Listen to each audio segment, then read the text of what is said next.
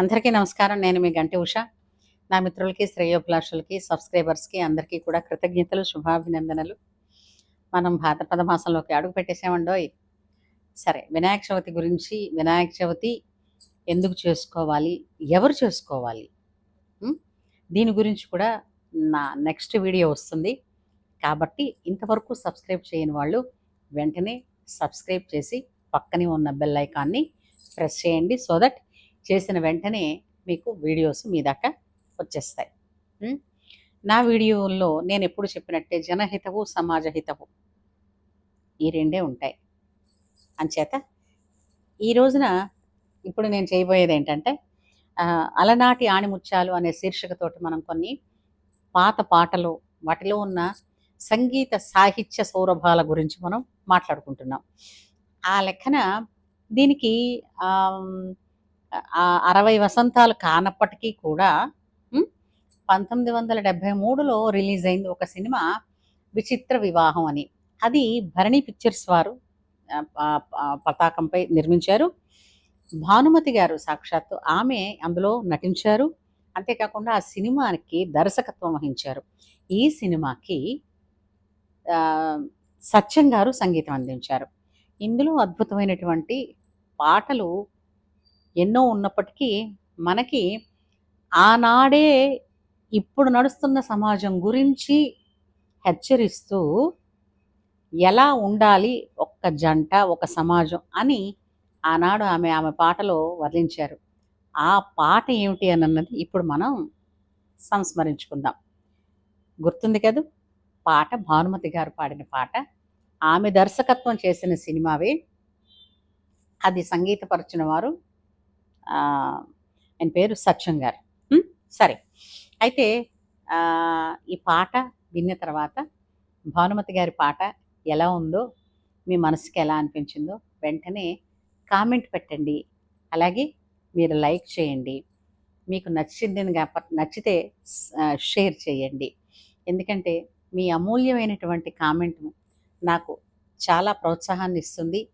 నేను ఇంకా కొన్ని మెరుగులు దిద్దుకోవడానికి నాకు ఉపయోగపడుతుంది. ఏమంటారు? సరే,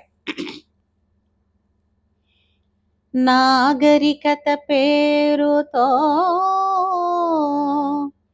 నవ్వుల పాలయ్యేరు, దూర వయసు జోరులో దారి తప్పిపోయేరు.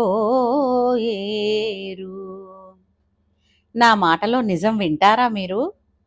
అమ్మాయిలు, అబ్బాయిలు, నా మాటలో నిజం వింటారా మీరు?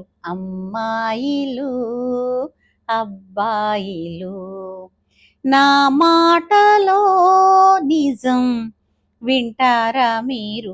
అమ్మాయిలు, అబ్బాయిలు.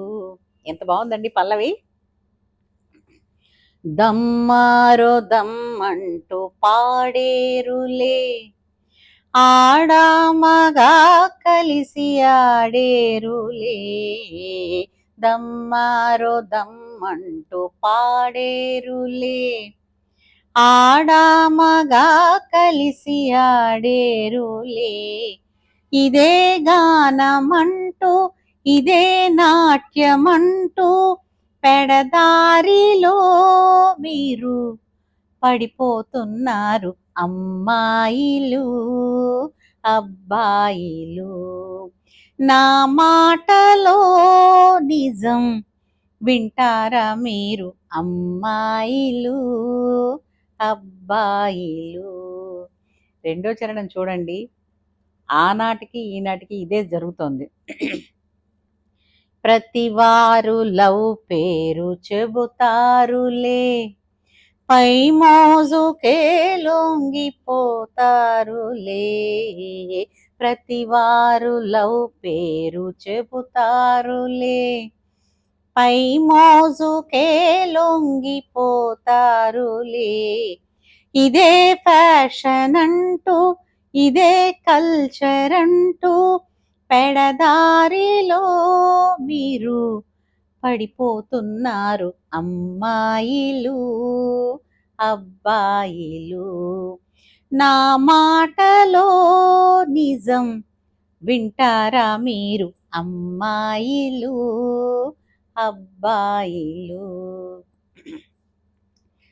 ప్రతి జంట ఇలాగే వర్తిల్లాలి, ప్రతి ఇల్లు ఇలాగే విలసిల్లాలి, ప్రతి జంట ఇలాగే వర్తిల్లాలి, ప్రతి ఇల్లు ఇలాగే విలసిల్లాలి. ఈ చిరునవ్వు చిందే ఈ పసి పాపలుండే సంసారమే కదా సౌభాగ్య సీమ అమ్మాయిలు అబ్బాయిలు.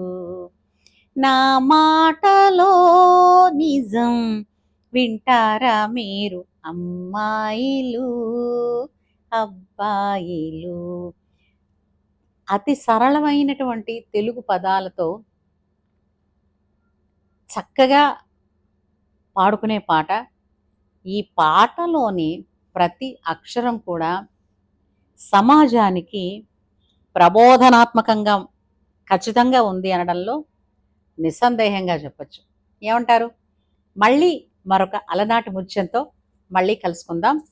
ఈ పాటని మీరు వెంటనే వినేసి లైక్ చేసేసి మీ మంచి అభిప్రాయాన్ని కామెంట్గా తెలియచేసి షేర్ చేసి ఇంతవరకు సబ్స్క్రైబ్ చేయకపోతే వెంటనే సబ్స్క్రైబ్ చేయండి. ఇలాంటి ఎన్నో ఆణిముత్యమైనటువంటి పాటలు వింటారు. అలాగే నా రాబోయే వినాయక చవితి పండగ అసలు అందరూ ఎందుకు చేసుకోవాలి దాని గురించి కూడా మనం మాట్లాడుకుందాం. ఉంటాను.